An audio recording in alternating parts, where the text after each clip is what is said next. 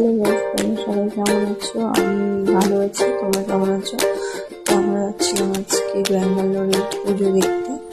তো আমরা ভেবেছিলাম হয়তো পুজো হয়তো চোখে করে পড়ছে হয়তো।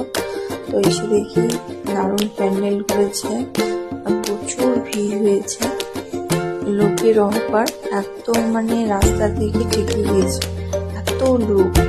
তো আমরা দেখে মেলাও বসছে, ভালোই মেলা বসছে। তো ঠাকুর দর্শন করলাম। ঠাকুরও দেখছো, ঠাকুরের যে প্যান্ডেলটা পুরো ফুল দিয়ে খুব গাঁথানো, খুব সুন্দর। আর এটা কিসের ঠাকুর তোমরা কমেন্টে জানলে বলবে, আমি তো জানি এটা যাই দেখো মা